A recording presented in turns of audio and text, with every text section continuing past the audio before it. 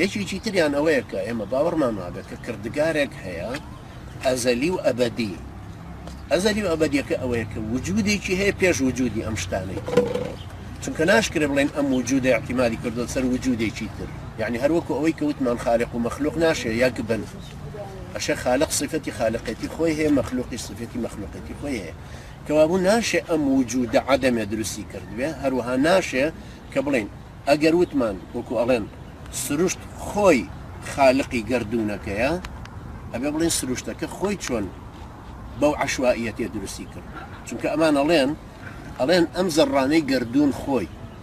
ئەم پێک هاتانەی گردوون خۆیان کە بەریەکتری ئەکەون و تەفاعولاتی کیمیاویان یا فیزیاویان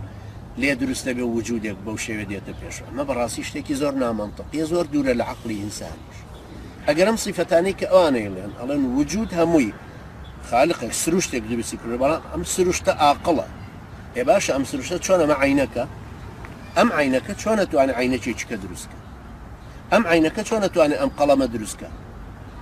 کەوابوو ئەبێ ئەوەی ئەوانەیڵێن بەس اعترافی پێ ناکەن، هەر تعریفەکەی خوایە کە ئێڵێن خوای گەورەیە، کە ئەڵێن خوایەکی کردگارە، پەروەردگارە، لێزانە، زیندووە، ژێنەرە، مرێنەرە، حەکیمە، دانایە، هەموو ئیشەکانی بەزانایی کردووە، هەموو سێڵەکان لە شوێنی خۆیان، هەموو ئەتۆمەکان لە شوێنی خۆیان، حرکاتی ئەلکترۆن هەمووی لە شوێنی خۆیان. دیسان دەینەوە سەر ئەو کە ئەڵێن ممکن نیە ئیلا ئەبێ خالقێک هەبێ کە ئەزەلی و ئەبەدیە. ئەم خالقە ئەزەلی و ئەبەدیە ناشێ بڵێن وەڵا سروشتێکی چۆرانەیە، سروشتێکە نادانایە، سروشتێکە زانانیە، سروشتێکە حەڕەمەچیە، کەوابوو ئەبێ بڵێن کردگە ئەوەلەن باوەڕ بەوە بێنین کە بڵێن وجود خۆی مەخلوق بیدایەتی هەیە کۆتایی هەیە،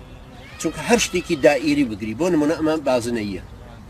هەر شتێکی بازنەی بگری ئەوەڵێکی هەیە، یعنی من ئەگەر لێرەوە دەست پێ بکەم بە بازنەکە، ئەمە بیدایەتی شوێنە، بیدایەتی زەمانیشە، چونکە من ئەلم زەمانەیە کە ئاوا ئەخولێمەوە دائیرەکە دروست دەکەم، زەمان و مەکانیش خۆیان مەخلوقن، کەوابوو ئەم دائیرەیە بۆ خۆی هەر چۆنێک دەستی پێ بکەی